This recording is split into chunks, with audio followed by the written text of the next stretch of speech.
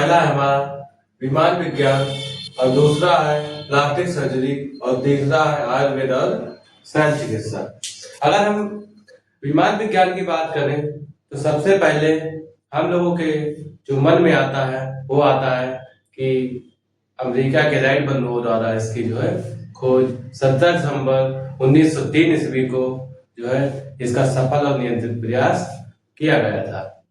लेकिन अगर हम आप लोगों को बताएं कि जो विमान विज्ञान का की जो है रचना या खोज जो ग्रंथ लिखा गया था वो वैदिक काल में ही भारत में ही जो है लिखा गया था महर्षि भारद्वाज के द्वारा जो है।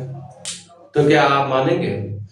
जी, मानना पड़ेगा, क्योंकि महर्षि भारद्वाज ने विमान विज्ञान शास्त्र में हवाई जहाज के प्रकार, धातु, ईंधन और उड़ान के नियम लिखे थे, जो वैदिक काल में ही 600 से 1000 ईस्वी के पूर्व ही जो है भारत में महर्षि भारद्वाज ने विमान विज्ञान के बारे में जो है अपना जो ग्रंथ लिख डाला था। और उसके बाद हमारे यहाँ मुंबई में जो है 1895 ईस्वी में 1895 ईस्वी में जो है एक शिवकर बापू जी चल पड़े। क्या? शिवकर बापू जी तल पड़े द्वारा 1895 ईस्वी में जो है मानव रहित विमान उड़ाने का प्रयास किया गया। उसके बाद अमेरिका के राइट बंधुओं द्वारा 17 दिसंबर 1903 ईस्वी को जो है इसका सफल प्रयास किया गया और एक नियंत्रित विमान जो है आकाश में उड़ाया गया, जिसकी सैर जो है आकाश में की गई। तो हमारा दूसरा आता प्लास्टिक सर्जरी। प्लास्टिक सर्जरी भी जो है वैदिक काल में ही भारत ने खोज इसकी जो है कर ली थी। हमारे यहाँ एक जो महर्षि थे सुश्रुत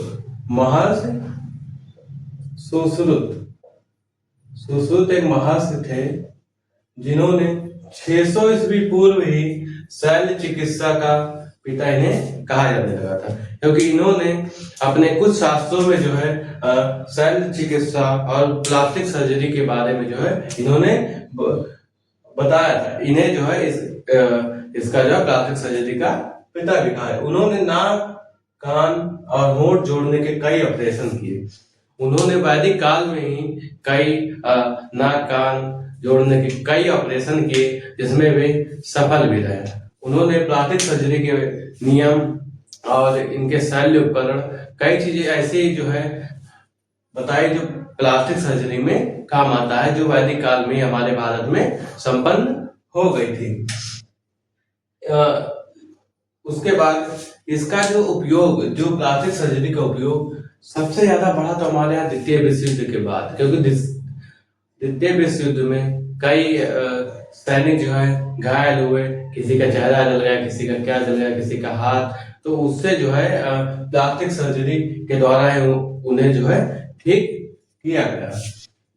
लेकिन प्लास्टिक चाहे वो हमारा विमान विज्ञान हो, इसकी भी खोज जो है हमारे यहाँ वैदिक काल में हो गई थी, और चाहे प्लास्टिक सर्जरी हो, इसकी भी खोज हमारे यहाँ वैदिक काल में 600 ईस्वी पूर्व ही जो है हो गई थी। और हमारा जो तीसरा आता है वो आता है आयुर्वेद और शल्य चिकित्सा। अगर हम आयुर्वेद के मामले में जो है बात करें तो चरक और सुश्रुत का नाम पहले और दूसरे नंबर पर आता है। पहला चरक और दूसरा सुश्रुत का नाम जो है पहले और दूसरे नंबर पर आता है। अगर हम देखें तो चरक ने 1000 से ज्यादा दवाइयां बताई। जो हमारे यहाँ महर्षि चरक थे, ये भी एक जाने माने जो है चिकित्सक माने जाते थे उस समय वैदिक काल में। इन्होंने 1000 से ज्यादा दवाइयां बताई, जिसमें से कई बीमारियां ऐसी भी थी, लेकिन चरक इन्हें जो है आंतरिक आंतरिक रोगों का विशेषज्ञ कहा जाता था। जो शरीर के बाहर शरीर के अंदर की बीमारियों का इन्हें विशेषज्ञ कहा जाता था। इन्होंने 1000 से ज्यादा दवाइयां वैदिक काल में ही बता डाली थी। उसके बाद आता है सुश्रुत। सुश्रुत ने 300 से ज्यादा ऑपरेशन किए और 121 शल्य उपकरण बताए। इन्होंने वैदिक काल में ही 300 से ज्यादा सफल ऑपरेशन किए और 121 से ज्यादा शल्य उपकरणों का आविष्कार भी किया, जिनसे जो है आज हमारे जो है आधुनिक जो है ऑपरेशन में जो है काम आते हैं।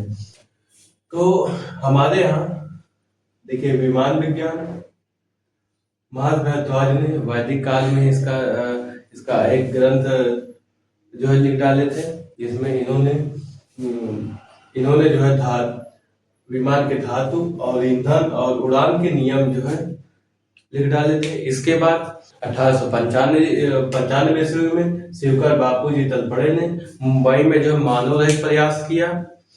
उसके बाद अमेरिका में दिसंबर 1903 ईस्वी को जो है सफल और नियंत्रित उड़ान भरी गई।